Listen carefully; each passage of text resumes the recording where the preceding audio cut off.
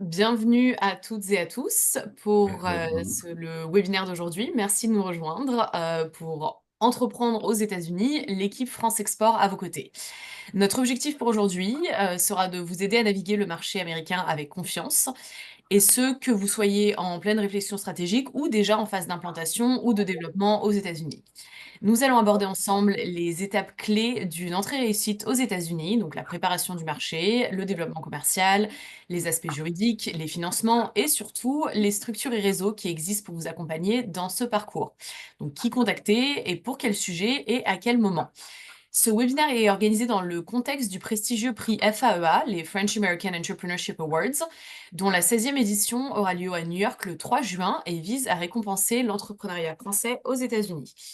Et donc pour cela, je suis ravie d'être entourée aujourd'hui de 4 experts et expertes engagés des secteurs privés et publics qui représentent l'écosystème franco-américain. Nous avons avec nous aujourd'hui Frédéric Rossi, CEO US et Canada chez Business France, Chloé Vichot, conseillère du commerce extérieur de la France et en charge du programme Dream Start, Géraldine Lemeur, partenaire et directrice de l'investissement chez French Founders, et Hervé Linder, avocat d'affaires et fondateur du cabinet Ernst Linder, également conseiller du commerce extérieur. Et pour ma part, c'est un honneur de modérer ces discussions aujourd'hui. Je suis Paulina Bogdanovich et je dirige la Chambre de commerce franco-américaine de New York, ou la French American Chamber of Commerce, ou FACC. Et dans le cadre de mes fonctions, j'ai la chance de collaborer directement avec mes interlocuteurs présents aujourd'hui, puisque la FACC est une communauté d'affaires privée au service des entreprises françaises et américaines de toute taille et tout secteur, qui regroupe près de 5000 membres aux États-Unis et 750 dans la région de New York. Notre mission est simple, est de faciliter les échanges commerciaux entre la France et les États-Unis, et donc de booster la croissance des entreprises françaises en leur fournissant les informations, les outils et les contacts nécessaires, en partenariat donc avec les structures qui interviennent aujourd'hui. Donc merci encore à tous pour votre participation. Et sans plus attendre, nous allons rentrer dans le vif du sujet. N'hésitez pas, au fil de l'eau, à poser vos questions dans le chat et nous les aborderons en fin de webinaire. Et nous allons commencer par vous, Frédéric, donc Frédéric Rossi de Business France. Une démarche d'export ou une démarche d'implantation aux États-Unis, comme on le sait, ça se prépare pendant des mois ou même plus tôt et surtout pendant des années. Frédéric, est-ce que vous pouvez pour commencer nous dire quelques mots, donc vous présenter, nous dire quelques mots sur Business France et nous parler des étapes à ne pas manquer en amont d'une démarche de développement aux États-Unis et comment est-ce que Business France accompagne ces entreprises dans ces démarches que l'on appelle d'amorçage et quelles entreprises sont éligibles à cet accompagnement? Eh bien, bonjour Paulina, bonjour à tous. Ravi de participer à ce webinaire et également de soutenir pour la, je ne sais plus combien d'années, 4e ou 5e année, les FAEA cette année parce que c'est un très très beau concours de start-up. Alors, donc mon nom est Frédéric Rossi, je dirige Business France Amérique du Nord depuis 3 ans et demi maintenant, depuis notre bureau de New York. Et avant ça, j'avais passé plus d'une petite vingtaine d'années en matière de commerce international dans différents bureaux de notre dispositif en Asie et puis également évidemment à Paris. Business France, c'est l'agence publique pour le développement des entreprises françaises à l'international et pour l'attractivité des investissements étrangers en France, donc pour attirer davantage d'investissements étrangers en France. Nous avons 8 bureaux en Amérique du Nord, 2 au Canada, 6 aux États-Unis, donc le principal est en New York, mais on est également présent sur Boston, Chicago, Houston, Los Angeles et San Francisco. 110 collaborateurs sur l'ensemble de la zone qui sont tous organisés par filières d'activité, qui sont tous des spécialistes de quelques filières d'activité, que ce soit l'agroalimentaire, la tech, la santé, etc. Donc, on a par exemple dans nos équipes 12 spécialistes de la santé présents un peu partout en Amérique du Nord, dont 6 pharmaciens et quelques biotechnologistes, 14 ou 15 personnes spécialisées dans la tech qui sont plutôt à San Francisco, à New York, à Montréal, etc. On agit finalement de deux manières, c'est-à-dire qu'on agit plutôt comme un accélérateur et un dérisqueur pour l'entrée sur le marché américain pour les sociétés françaises et particulièrement pour les entrepreneurs, start-upers, PME et patrons de TI, avec une promesse autour de 3 sujets: comprendre les opportunités de marché aux États-Unis et en Amérique du Nord, aider les sociétés à établir leur roadmap d'entrée sur le marché, c'est compliqué d'entrer sur le marché américain. Ça coûte entre 2,5 et 3 fois plus cher que de rentrer sur un marché européen. La communication est essentielle. Il faut savoir pitcher son produit, pitcher auprès des investisseurs, etc., se protéger en matière de propriété intellectuelle. Donc, tous ces sujets-là, c'est des sujets qui sont abordés dans le cadre de tous nos programmes. Et puis, la troisième promesse, c'est d'aider les entreprises à faire leur business développement initial sur le marché, c'est-à-dire de rencontrer les premières personnes avec lesquelles elles vont réaliser des partenariats, importateurs, distributeurs, agents, et aussi vendre leurs produits ou réaliser des collaborations pour développer des produits adaptés au marché américain. Tout ça se fait sous forme soit de cohortes d'entreprises. On a dans un secteur d'activité donné, on a plus de 50 missions qui viennent aux États-Unis chaque année. Ça va du CES de Las Vegas à Bio à Boston dans les biotechnologies, des événements dans les vins et spiritueux, dans l'agroalimentaire, évidemment des programmes d'accélération pour les startups, ou alors de prestations individuelles de consulting comme un consultant normal sur le marché, mais avec des services qui sont payants, mais avec un ticket modérateur qui matérialise en fait l'effort de l'État français pour soutenir le développement des sociétés françaises de petite taille à l'international. Merci.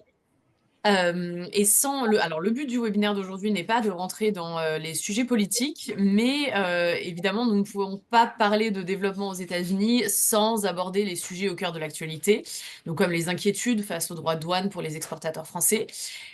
Pourriez-vous nous en dire plus sur comment est-ce que Business France, ces jours-ci, informe et soutient les entreprises dans le contexte actuel? Eh bien, finalement, aux deux rôles d'accélérateur et de dérisqueur pour les PME françaises qui arrivent sur ce marché que j'ai évoqué tout à l'heure, s'ajoutent finalement dans des périodes de crise ou de grande agitation comme on la connaît aujourd'hui. On a connu ça avec le Covid, par exemple. Un troisième rôle qui est un peu le rôle de phare pendant la tempête. On a aujourd'hui 28 000 exportateurs réguliers français aux États-Unis chaque année. Sur ces 28 000, il y a plus de 27 000 sociétés qui sont des PME de petite taille et qui n'ont pas forcément les moyens de se payer des grands consultants pour savoir comment réorganiser leur chaîne de valeur, comment trouver les bons droits de douane, comment optimiser sa chaîne logistique et sa chaîne douanière. Et donc, nous, on essaye de jouer ce rôle-là pour les entreprises françaises. Pourquoi? Parce que finalement, pour beaucoup de ces 27 000 PME, le marché américain va de toute manière, quoi qu'on fasse, rester un marché absolument prioritaire pour elles. Moi, j'ai toujours coutume de dire que comme pour le climat, il n'y a pas de planète B, il n'y a pas vraiment de marché B pour nos exportateurs qui soit une alternative aujourd'hui au marché américain. Et donc, pour pouvoir être informé et faire évoluer sa stratégie dans les bonnes conditions pendant cette période, on a mis en place un certain nombre de dispositifs. D'une part, on a maintenant 2 spécialistes dédiés au marché américain et qui sont des spécialistes réglementaires, douane et réglementation produits, qui sont basés dans nos équipes en France et qui conseillent les entreprises françaises à travers une hotline qui s'appelle que vous pouvez contacter, qui est réglementaire donc businessfrance.fr tout simplement. Et là, vous pouvez poser toutes les questions techniques qui sont nécessaires pour vos exportations sur le marché américain, trouver le bon droit de douane, savoir quelle réglementation s'applique, comment on enregistre nos produits, etc. Et quelles sont les évolutions en cours.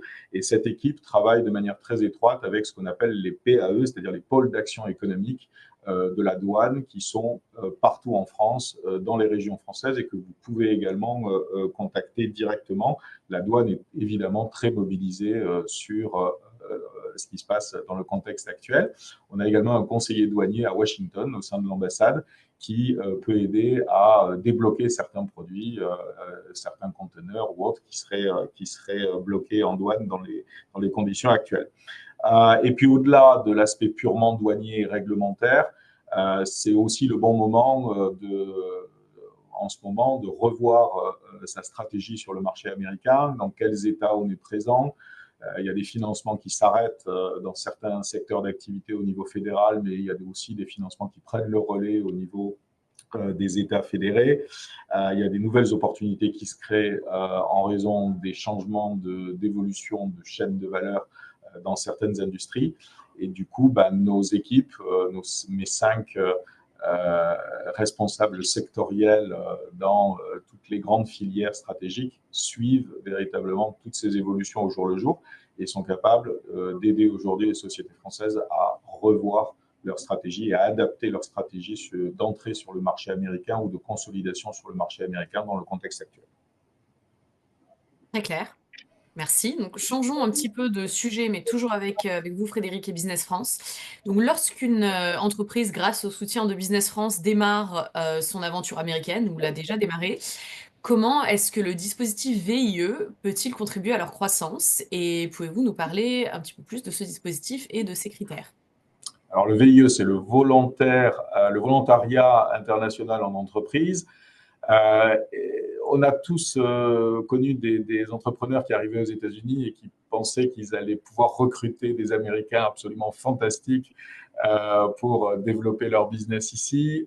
Et puis ensuite, on se rend compte aussi qu'on souvent on déchante un peu, que les bons profils sont difficiles à trouver, qu'ils coûtent très cher, que parfois ils ne savent pas faire autant de choses qu'on l'imaginait au début, qu'ils n'ont pas tout à fait le même carnet d'adresses, etc.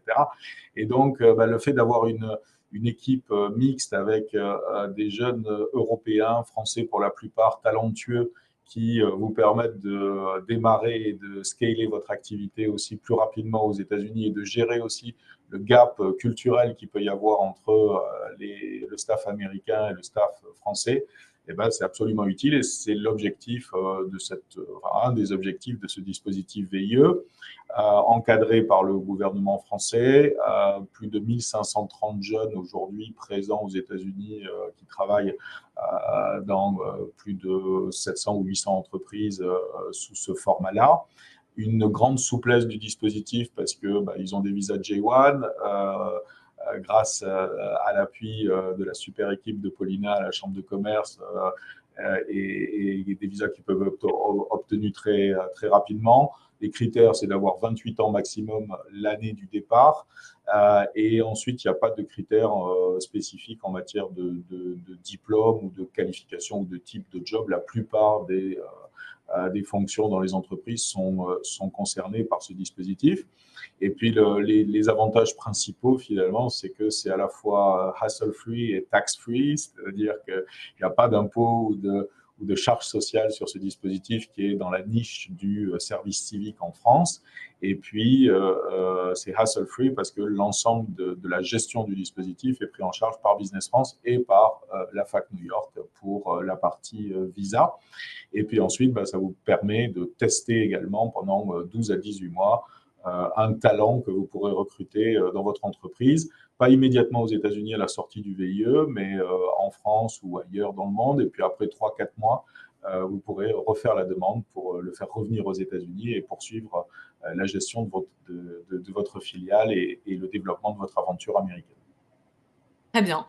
Pour clarifier l'éligibilité, c'est un dispositif qui est uniquement accessible aux sociétés qui ont une filiale, enfin, Exactement. soit leur siège en France, soit enfin, un siège social en France. Voilà, il faut une structure juridique en France qui n'est pas une coquille vide, on vérifie ça quand même.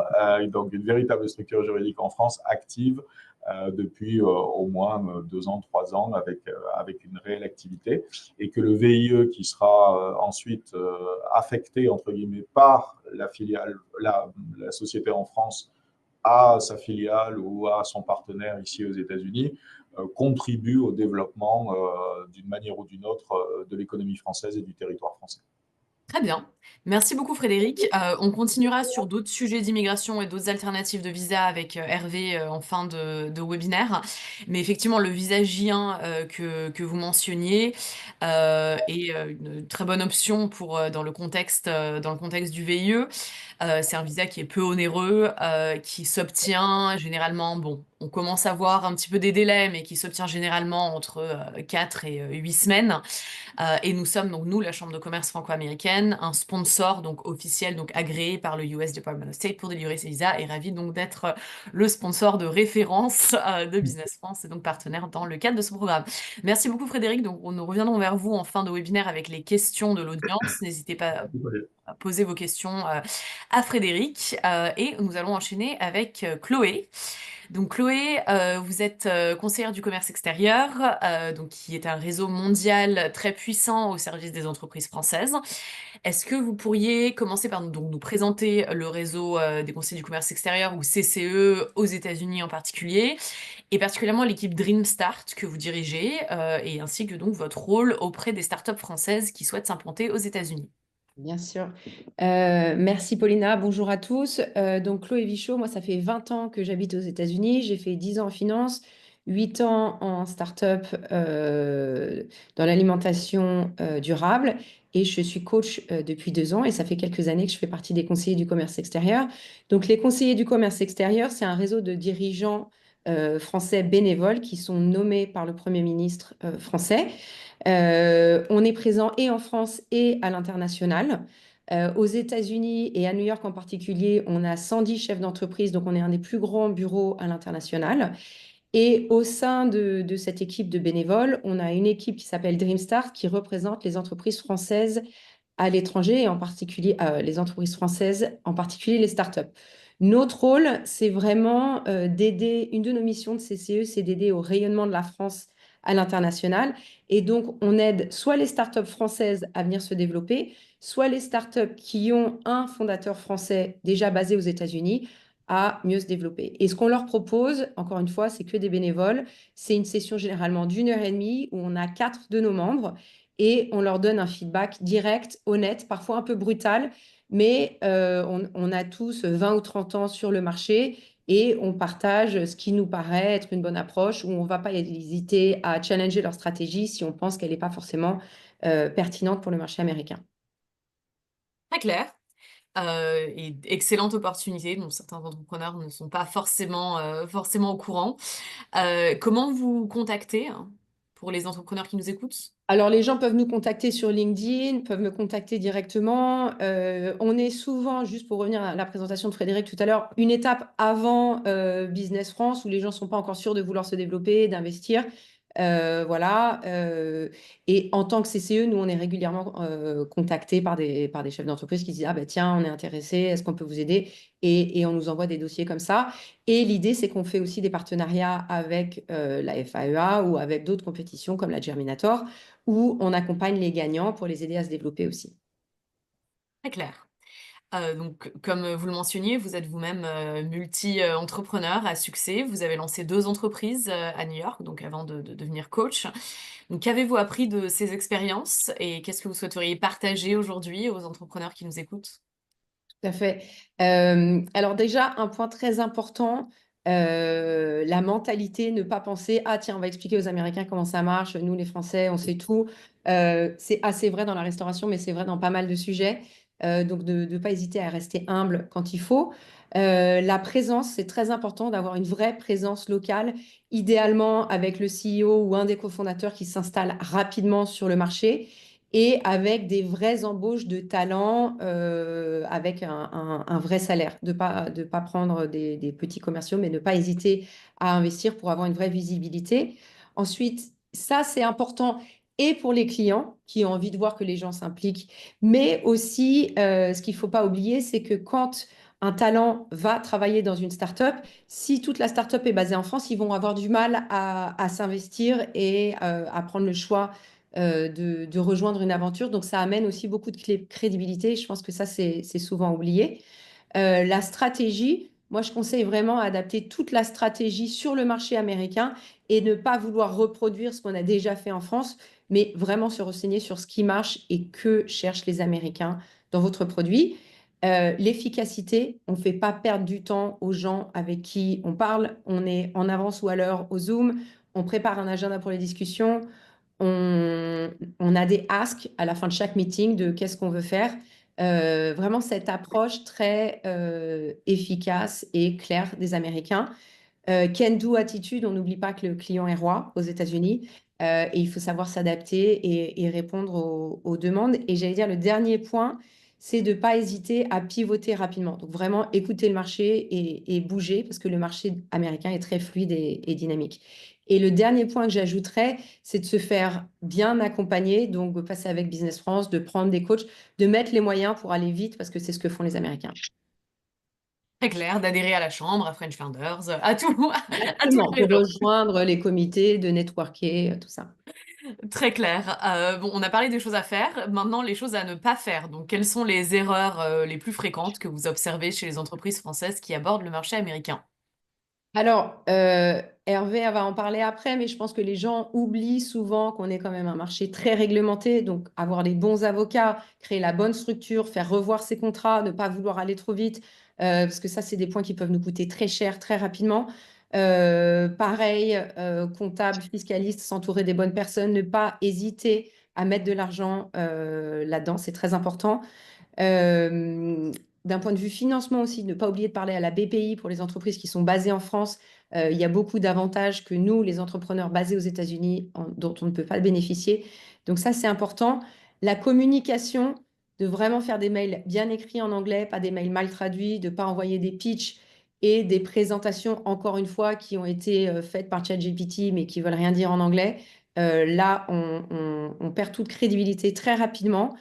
Euh, Sur la présence locale, encore une fois, souvent les gens se disent, tiens, ben, on va mettre un VIE et puis nous, on va faire des allers-retours. Moi, j'ai commencé ma carrière ici en tant que VIE, j'adore les VIE, mais je pense qu'il faut vraiment ne pas lésiner sur le budget des vraies embauches locales qui font une grosse différence. Et le dernier point, d'avoir vraiment un support client et support technique en anglais présent aux horaires américains. Ça, c'est très important. Très clair. Merci beaucoup Chloé. Et puis, encore une fois, on revient vers vous avec le chat et les questions-réponses de la fin.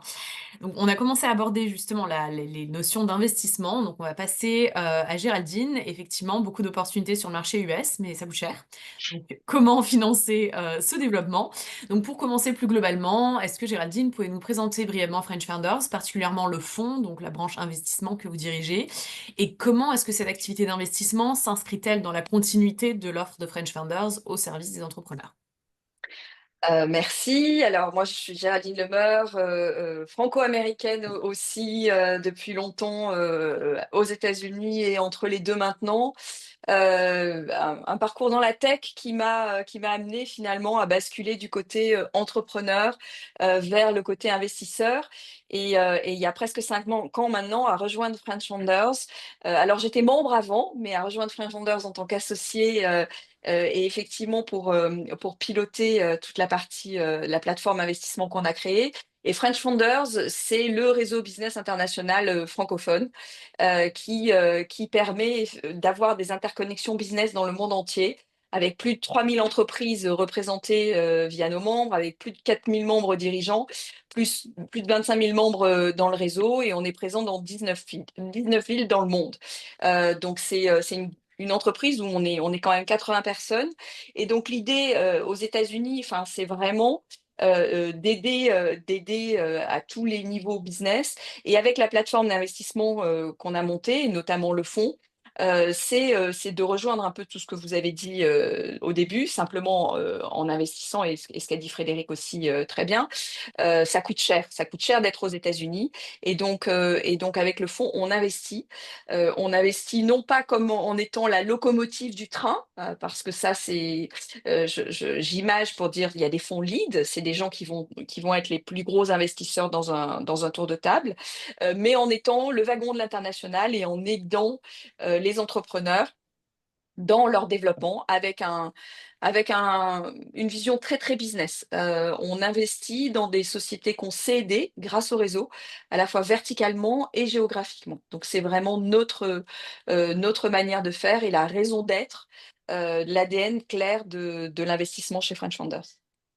Très clair, merci. Effectivement, donc une mission importante puisque les États-Unis, comme on le sait, attirent les entrepreneurs et pour de bonnes raisons. Il existe effectivement des opportunités importantes pour lever des fonds aux États-Unis. Mais évidemment, toutes les startups du monde entier se disent la même chose et la concurrence est rude. Donc, selon votre expérience, quelles sont actuellement les technologies ou les secteurs d'activité à plus fort potentiel, et particulièrement ceux qui intéressent le plus les investisseurs ces jours-ci? Alors, déjà, évidemment, hein, l'argent ne pousse pas sur les arbres aux États-Unis, pas plus qu'ailleurs.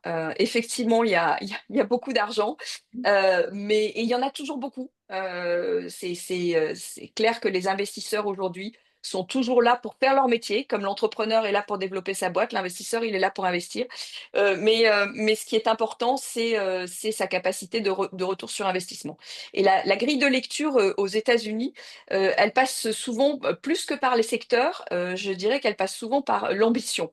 Et la grosse différence par rapport à ce que on a parfois des entrepreneurs qui en France s'excusent d'être ambitieux ou qui, au début de leur aventure, forcément c'est le début, disent oui mais j'y suis pas encore et peut-être que je vais y arriver. En fait, aux États-Unis, c'est toujours cette démarche d'ambition qui prime. Et comme je dis souvent, il ne faut pas hésiter à partager sa vision de dire bah, je suis en train de construire le véhicule qui va pouvoir aller sur Mars ou aller sur la Lune, et de ne pas s'excuser d'en être que au launchpad, parce que le launchpad, la base de départ, va être dans la relation à l'investisseur au départ, la meilleure manière de montrer ce qu'on va être capable de faire, même si on a à peine l'équipe, pas encore les moteurs, pas encore la fusée, mais on montre déjà que ce qu'on a su faire jusqu'à présent peut nous amener vers ces ambitions globales. Donc en termes de secteurs bien particuliers, je dirais il faut être sur des secteurs sur lesquels on est amoureux de son marché et ne pas être omnubilé par son produit. Et ça, c'est aussi une grosse différence entre l'Europe et les États-Unis d'un point de vue de la manière dont on aborde les choses en tant qu'entrepreneur. C'est avant tout ce qui va intéresser l'investisseur. Cette ambition, ça va être le développement de marché.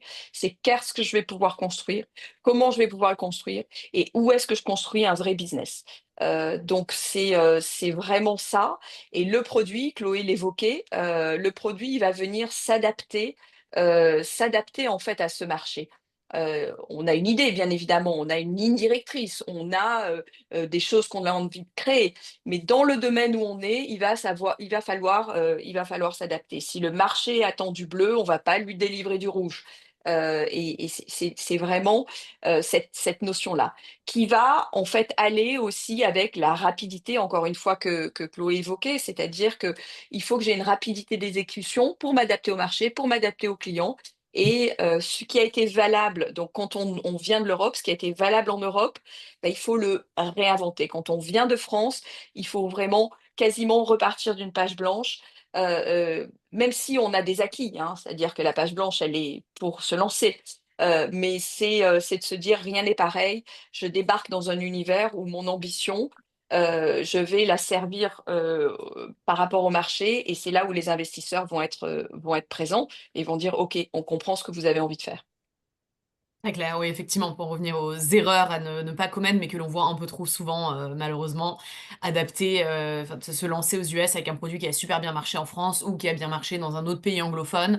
Même si on a fait quelque chose au Royaume-Uni ou au Canada, ça va pas forcément marcher ici et les investisseurs le verront. Donc, très bon point. Donc, pour terminer sur l'investissement, quels sont donc les conseils, au-delà de ce que vous avez déjà mentionné, que vous auriez à donner aux entrepreneurs français qui envisagent une levée de fonds aux US? Et au-delà des VC dont on entend beaucoup parler, quelles sont les alternatives de financement disponibles? Et selon vous, même si c'est une question peut-être un petit peu subjective, mais pensez-vous qu'il est primordial d'avoir déjà levé des fonds en Europe afin de financer son développement aux US? Donc pas mal de questions. Alors, tout dépend, hein. On peut être un entrepreneur qui arrive aux US, qui a pas encore, qui a un super business, en Europe qui tourne déjà bien et qui s'est autofinancé et qui décide que c'est le moment de lancer les US. Par contre, pour lancer les US, il faut de l'argent.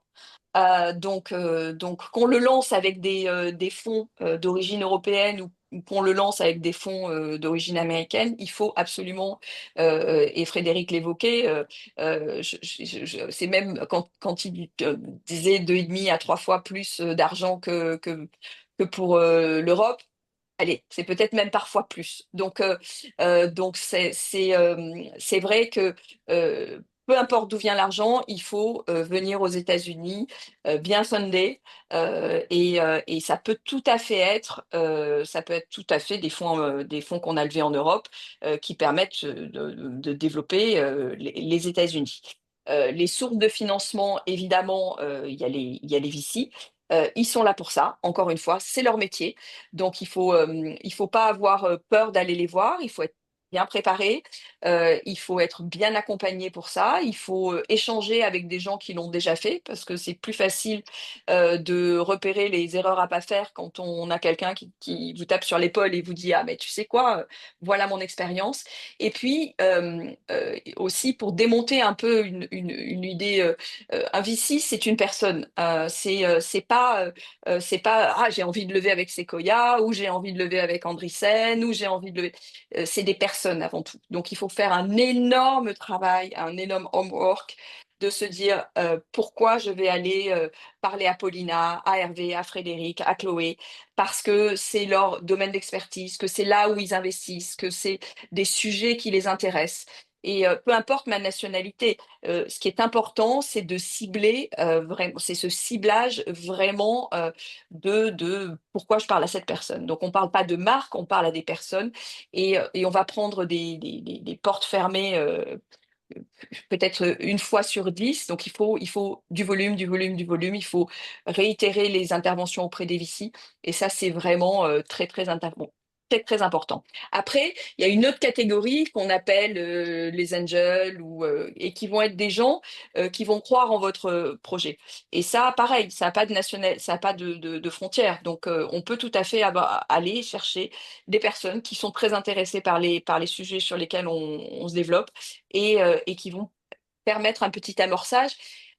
Amorçage en fait, qui va être plus important d'un point de vue réseau que d'un point de vue financier. C'est des gens qui vont pouvoir vous ouvrir des portes. Comme je dis souvent chez French Founders, on n'est pas un village gaulois. Je nous appelle des régionaux de l'étape. Pourquoi? Parce que dans le réseau, Chloé le disait, 20 ans aux US, moi 18 ans, on va ouvrir des portes qui sont des portes américaines. Je prends l'exemple américain, mais on va ouvrir des portes qui sont des portes américaines et pas des portes françaises. Ça sert à rien. Certes, ça commence avec les Français. Certes, il y a beaucoup de Français qui travaillent dans des entreprises américaines, mais après, on débobine et ça va être ça. Donc, les business angels, les family office aussi, qui sont, alors, c'est une grande dénomination, mais en fait, c'est en général des gens qui ont très bien réussi et qui ont créé une forme d'investissement patrimonial qui va être plus large que l'individu et qui va permettre d'investir des sommes plus importantes. On les voit de plus en plus sur le marché aujourd'hui, qui sont des anciens entrepreneurs, des anciens corporate ou toujours en activité et qui créent leur, entre guillemets, propre fonds de VC, donc des enjeux un peu différents. Et je pense qu'il faut vraiment travailler énormément le réseau pour être en capacité en fait d'atteindre ces gens-là parce que en fait c'est que de l'introduction, c'est vraiment se mettre en relation et c'est là où c'est important de rejoindre des communautés, que ce soit la communauté des CCE, que ce soit la communauté de la Chambre de commerce. Business France d'une certaine manière est une communauté aussi pour rentrer et avoir ces introductions et puis surtout comprendre le marché. Très clair. Merci. Donc beaucoup de homework, pour ceux qui nous écoutent. Donc on va passer à, Hervé Linder et encore une fois, hein, n'hésitez pas à, Hervé, notre dernier intervenant et nous allons ensuite, passer à la partie questions-réponses. Donc posez vos questions dans le chat pour que l'on puisse les traiter. Donc Hervé, vous êtes, donc avocat d'affaires et conseiller du commerce extérieur. Beaucoup d'entrepreneurs commettent l'erreur de se concentrer trop fortement sur la stratégie commerciale, donc, hein, ce qui est important, mais pas que, et ce qui peut les amener à négliger dans un premier temps les questions juridiques. Quelles sont les étapes juridiques à n'absolument pas manquer et à quel moment surtout démarrer les discussions avec un cabinet spécialisé? Bonjour à tous, merci Paulina, merci d'avoir organisé ce webinaire. Donc, je suis Hervé Linder, je suis avocat au barreau de New York, aux États-Unis depuis 27 ans maintenant. Et notre cabinet traite principalement comme clients les PME françaises et allemandes qui s'implantent ou qui sont implantées aux États-Unis. On assiste dans tous les domaines du droit des affaires, propriété intellectuelle, commerciale et également droit de l'immigration. Je suis également conseiller du commerce extérieur et membre du comité PME et artisanat du comité commerce CCE New York. Alors, pour répondre à votre question, je pense qu'il faut contacter un avocat et un expert comptable très en amont du processus d'implantation. La logique, en réalité, est totalement différente de la France où on contacte un avocat quand il y a un problème. Aux États-Unis, il faut contacter un avocat pour éviter qu'il y ait de problème. C'est un petit peu le principe de la médecine chinoise. Il faut anticiper les problèmes puisque les États-Unis sont un pays très litigieux, très réglementé. Et d'ailleurs, on parle d'un pays, mais en réalité, il s'agit de 50 pays puisque les États-Unis est un État fédéral. Chaque État a son propre droit qui varie d'un État à un autre. Donc, la revue d'un contrat à New York ne sera pas la même d'un contrat en Californie, notamment pour certains types de contrats et de domaines, je pense notamment au droit du travail. Donc il faut être très vigilant et il faut avoir les bons interlocuteurs dès le début pour éviter de commettre des erreurs qui pourraient évidemment avoir des conséquences néfastes pour la suite du développement. Un exemple très simple, c'est qu'il faut c'est très facile de créer une structure juridique aux États-Unis, dans un État des États-Unis. Évidemment, tout le monde va vous dire qu'on peut le faire en ligne sans l'assistance d'un avocat, ce qui est vrai. Ça, c'est tout à fait vrai. En revanche, si la mauvaise structure est créée, ça peut avoir des conséquences néfastes pour la suite, pour le développement, pour la levée de fonds, notamment. Si on n'a pas la bonne structure juridique, on peut se fermer la porte à certains investisseurs, aux viciers, etc. Donc, c'est quelque chose à considérer. Et également pour, et ça on va en parler dans quelques minutes, toute la partie immigration. Donc il faut anticiper pour éviter les problèmes. Et l'autre élément très important, mais ça je pense qu'on en a tous parlé, les États-Unis sont le plus grand marché au monde, et il faut être préparé. Je pense que Chloé l'a bien mentionné. Il faut être préparé et également il faut être préparé à avoir un investissement financier important. On ne peut pas arriver aux États-Unis, même si on a un produit qui marche très bien en Europe, pour voir comment ça marche et en disant, bon, je vais conquérir le marché. Ça ne fonctionne pas. Personne ne vous attend aux États-Unis. Il faut être très clair là-dessus. Les choses sont, les choses sont malheureusement très compétitives, même si votre produit est une niche et à dit brevet et à révolutionner le secteur dans lequel vous êtes. Il faut être très attentif à ça. Donc voilà, donc pour résumer, il faut être très en amont du processus pour contacter un avocat et un expert comptable pour éviter les erreurs qui pourraient avoir des conséquences néfastes sur la suite. Voilà. Ensuite, pour la partie litigieuse, je pense que c'est important d'en parler. Malheureusement, contrairement à l'Europe, les États-Unis sont un pays où, entre guillemets, on dégaine rapidement. Donc, vous pouvez vous retrouver avec un contentieux sans savoir pourquoi, ni comment et d'où il vient. Notamment dans tous les domaines, dans le domaine du droit du travail, si vous embauchez un salarié et que vous le licenciez sans respecter certaines normes, tout le monde va vous dire que le droit du travail aux États-Unis, c'est très simple, puisqu'il n'y a pas de contrat de travail et que vous pouvez licencier un salarié sans formalisme. C'est pas tout à fait vrai. C'est pas tout à fait vrai. Là encore, il faut bien s'entourer et il faut anticiper pour éviter d'avoir des problèmes par la suite avec un employé, surtout si vous embauchez les Américains, un employé qui pourrait vous lancer une poursuite judiciaire contre vous. Il faut aussi savoir aux États-Unis que les avocats fonctionnent d'une façon un petit peu différente. Beaucoup d'avocats sont payés au success fee, c'est-à-dire qu'ils ne sont pas rémunérés directement en honoraire par la personne qui les embauche, notamment pour les contentieux. Donc, ça ne coûte entre guillemets rien à quelqu'un de lancer une action à l'encontre d'une entreprise, puisque l'avocat qui défend cette personne se paie sur le montant qu'elle obtient, qu'il ou elle obtient. Donc, c'est important de bien comprendre ça pour être préparé. Très bien. Oui, on parlait de l'investissement, enfin plusieurs d'entre vous ont parlé donc de l'investissement financier, de venir préparer, d'être prêt à avoir les fonds nécessaires pour bien se faire accompagner.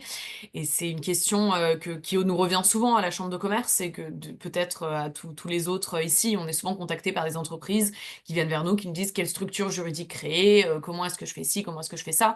Alors, on a une connaissance avec l'expérience un petit peu des différentes options, mais on leur explique immédiatement que non, enfin, on n'est pas les personnes appropriées pour y répondre, il faut contacter un avocat et beaucoup d'entrepreneurs, ils sont réticents, comme vous le disiez Hervé, ils nous disent bah oui, mais les frais, je suis pas sûre encore.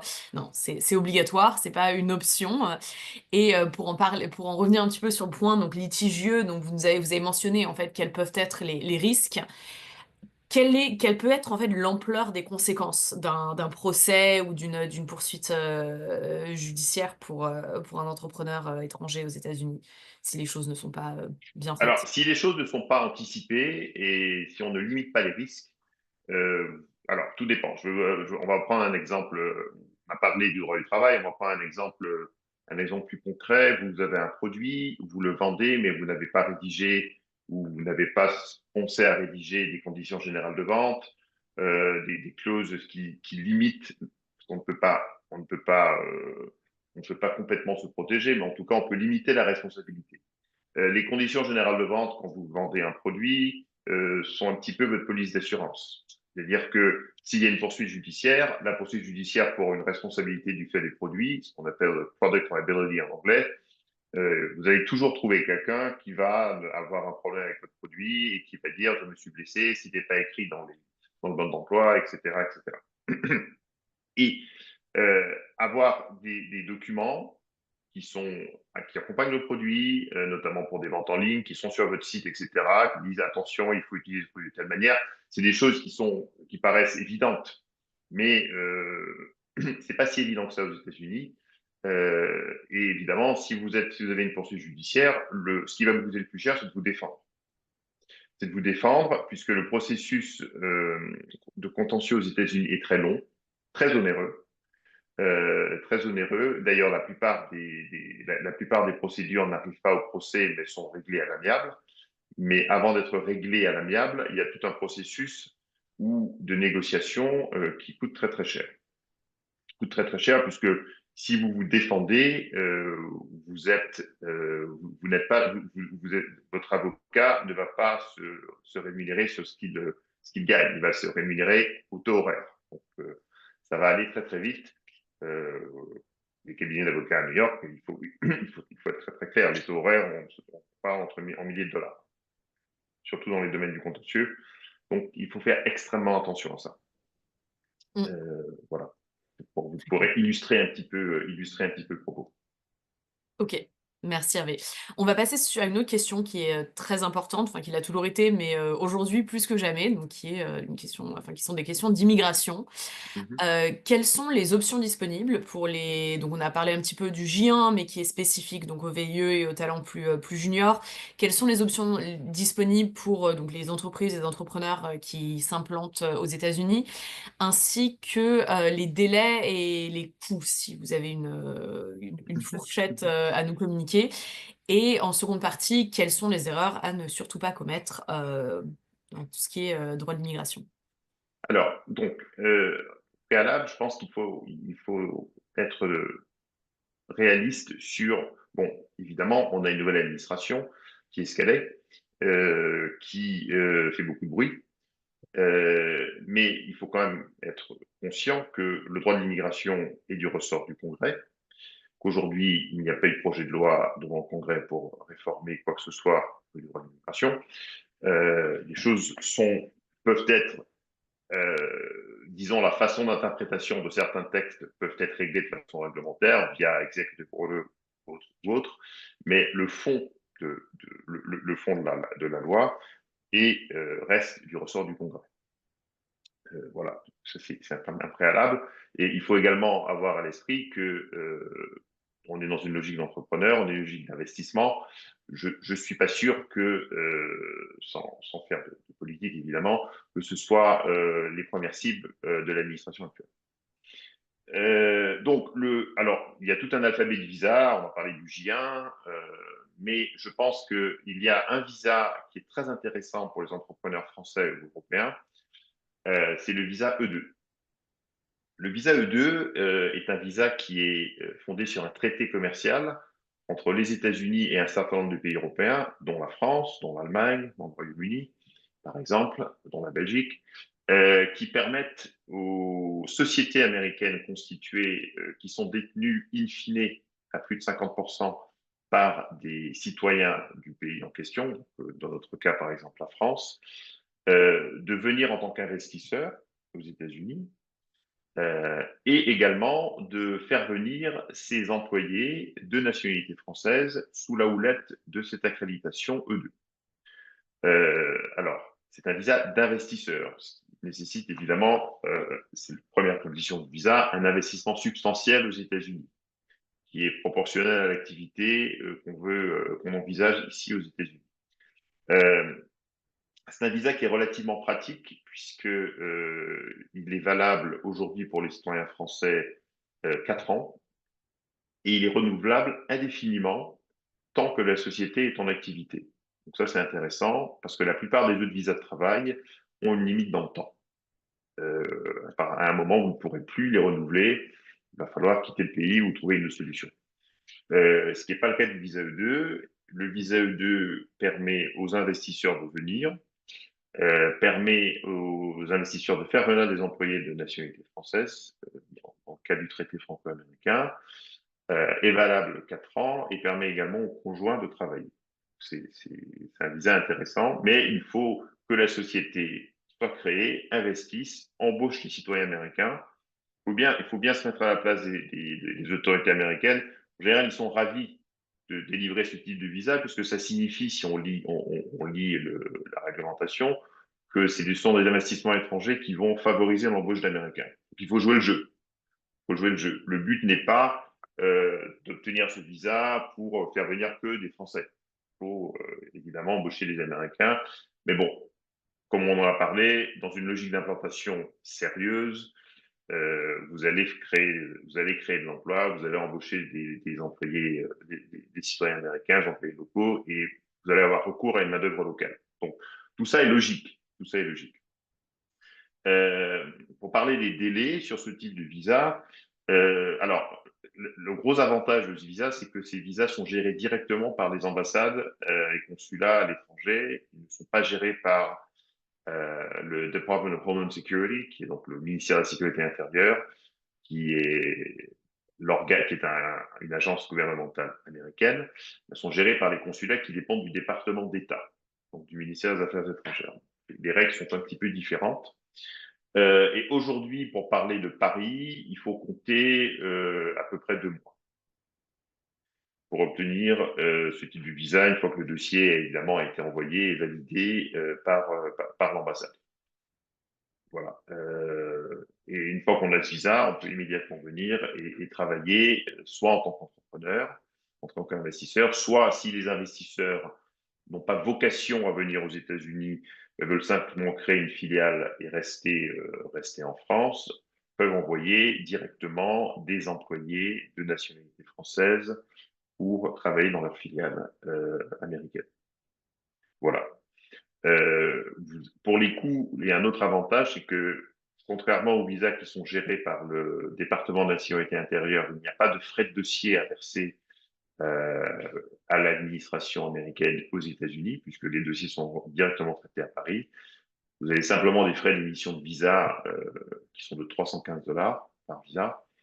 Donc c'est relativement modique. Et voilà, bon, vous avez évidemment les honoraires d'avocat, mais tout ça reste quand même beaucoup plus abordable puisque les frais de demande de visa peuvent multiplier le coût global d'un dossier par 2. Voilà. Donc les erreurs à ne pas commettre sur ça, je parlais du E2, c'est évidemment d'utiliser ce visa pour faire venir que des Français, ça, ils vont vite s'en apercevoir, de ne pas investir de façon substantielle, c'est-à-dire qu'il faut montrer patte blanche. Et je pense que c'est dans une logique, démarche d'implantation, c'est logique, il faut investir, créer un compte bancaire, avoir des locaux, en fonction de votre activité, dépenser de l'argent et embaucher les Américains. Bon, c'est relativement basique, mais bon, il faut le faire. Et l'ambassade y veille. Enfin, les ambassades y veillent pour ce qui concerne les visas E2. Très clair. Voilà. Nous avons une question donc de suivi pour vous, Hervé, dans le chat de Axel qui nous demande, donc Maître Linder a évoqué un investissement substantiel aux États-Unis. Quel est l'ordre de grandeur si on prend l'exemple d'un restaurant? Alors, bon, la règle, c'est un investissement substantiel proportionnel à l'activité. Donc, Mhm. évidemment, euh, alors, bon, si on veut parler chiffres, je pense qu'en dessous de 100 000 dollars, c'est assez compliqué.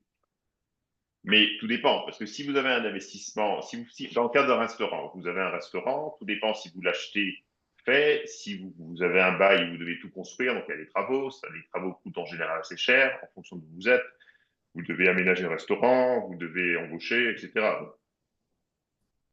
Mais en gros, pour vous donner une idée, il faut quand même avoir, on parle de centaines de milliers de dollars. Donc, si vous avez ça dépend d'où vous êtes également. À New York, ça sera plus que 100 000. Si vous êtes dans une autre partie des États-Unis, ça peut être moins.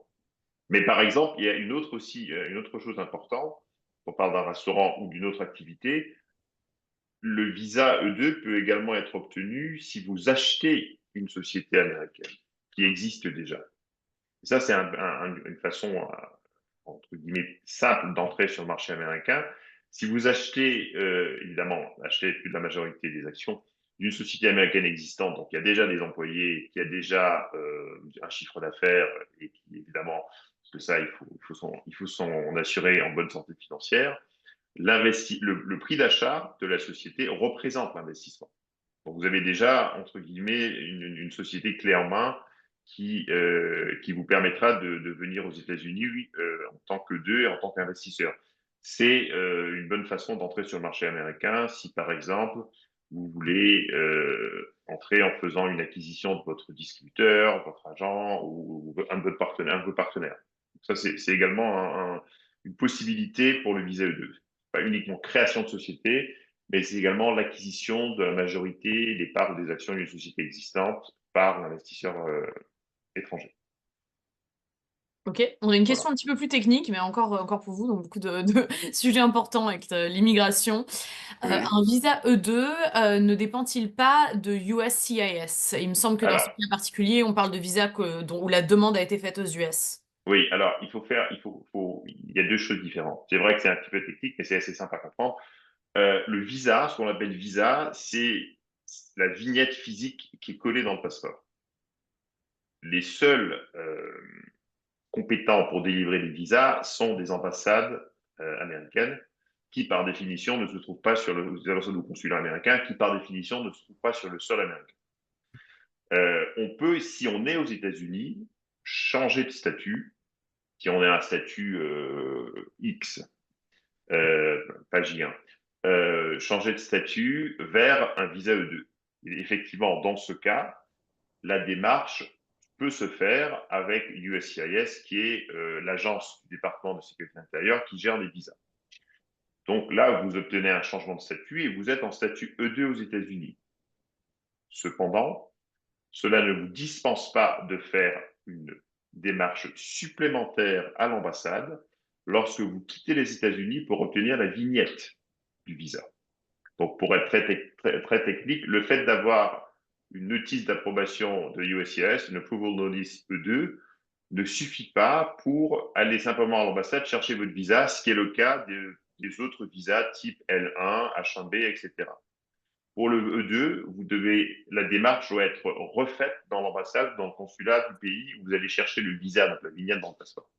Donc oui, ça peut se faire, le changement de statut, euh, mais ça ne vous dispense pas de faire une deuxième démarche. Donc on parle de deux démarches séparées, avec évidemment un coût associé qui est forcément plus élevé.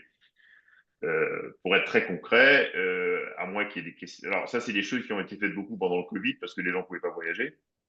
Mais pour être très concret et très pratique, il est souvent plus simple de faire un aller-retour à Paris, d'aller chercher son visa, en fait, une seule procédure et terminé. Voilà, vous savez que le visa est obtenu, il est dans le passeport et là, vous pouvez voyager sans problème. Et oui, c'est techniquement possible, mais bon, c'est pas une solution idéale puisqu'elle a un coût, elle a un coût qui est multiplié par deux. C'est clair. Merci beaucoup, Hervé. Il nous reste juste un petit peu plus de 5 minutes, donc on va peut-être faire un tour de table avec le mot de la fin. Surtout dans le contexte économique actuel, est-ce que vous conseilleriez tout de même aux entrepreneurs de démarrer leur démarche de développement aux US? Et quel est un conseil principal que vous souhaiteriez donner afin de clore ce webinaire? On va commencer par vous, Frédéric, qui avait commencé au début.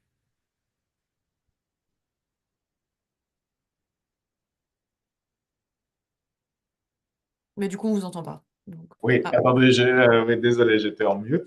Les conseils, j'en aurais trois en ce moment. C'est pour rejoindre ce ce qui a été dit tout à l'heure, développer son réseau aux États-Unis en utilisant tous les moyens possibles et tous les réseaux utiles, à la fois les réseaux français, les réseaux franco-américains et les réseaux américains, pour identifier toutes les opportunités possibles, être le plus agile également possible pour saisir ces opportunités-là, parce qu'aux États-Unis, il faut être rapide. Les Américains ne comprennent pas que on puisse passer beaucoup de temps à prendre une décision. Ils le font, eux, très rapidement. Et puis le dernier point, et ça c'est peut-être un peu plus difficile aussi pour les sociétés françaises, c'est rester focus extrêmement. Il y a des opportunités partout aux États-Unis, il faut en choisir une et puis il faut sauter dessus et grandir à partir de cette opportunité-là. On voit souvent des entreprises qui ont finalement la volonté qui se dispersent un peu trop, qui exportent trop de produits aux États-Unis et finalement, elles adressent trop de marchés à la fois, elles n'arrivent pas à scaler. On est sur un marché sur lequel il faut rester extrêmement précis, focusé pour pouvoir scaler rapidement. Voilà. merci Frédéric. Chloé?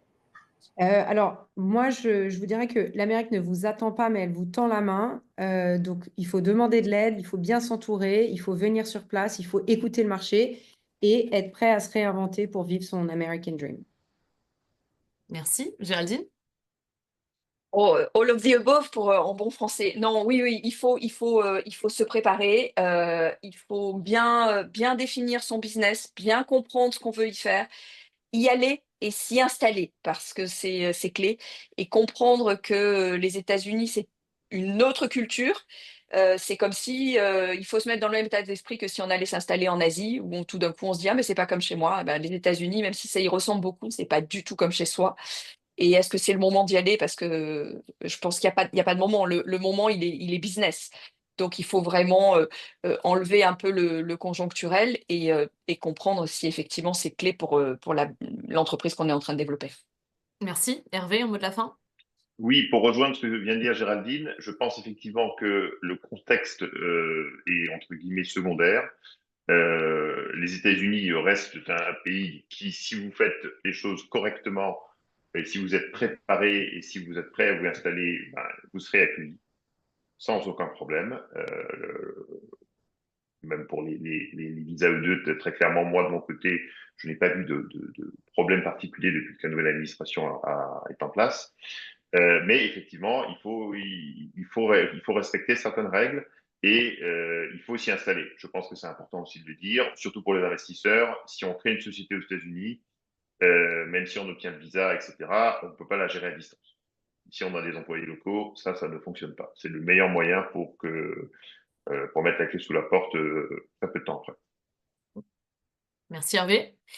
Merci à toutes et à tous pour votre participation. Et si vous avez d'autres questions auxquelles nous n'avons pas répondu, j'enverrai un email avec mes coordonnées et n'hésitez pas, je pourrai donc diriger, pour ceux qui nous écoutent, vos demandes vers nos intervenants. Je mentionnais en début, en introduction, la compétition FAEA. Donc pour ceux qui nous écoutent et sont déjà aux États-Unis, je rappelle que la compétition Startup FAEA aura lieu le 3 juin au consulat à New York et c'est un événement qui est une excellente opportunité de visibilité pour accélérer votre croissance aux États-Unis, avec à la clé un chèque pour les 3 finalistes et un accompagnement dédié offert donc par les intervenants d'aujourd'hui et d'autres partenaires et sponsors de l'initiative. Si vous souhaitez candidater pour pitcher le 3 juin, vous avez jusqu'au 2 mai à minuit pour le faire, donc il reste juste quelques jours. Et pour soumettre votre candidature, vous pouvez le faire via le site faea-us.com. Pour être éligible, vous devez déjà être présent aux US, mais ce depuis moins de 5 ans, avoir levé moins de 10 millions de dollars et avoir un fondateur ou un CEO français ou un lien leadership français. Vous pouvez être une filiale d'une structure française si celle-ci a moins de 7 ans et remplit certains critères. Donc voilà, n'hésitez pas à me contacter directement pour toute question ou encore une fois à trouver les réponses sur faea-us.com. Et merci à tous, merci à nos intervenants, intervenantes, et puis bonne journée, bonne soirée pour ceux qui sont en France. Merci encore. Merci beaucoup. Merci Paulina. Merci, Merci. Paulina. Bonne journée. Au revoir. Au À revoir. bientôt.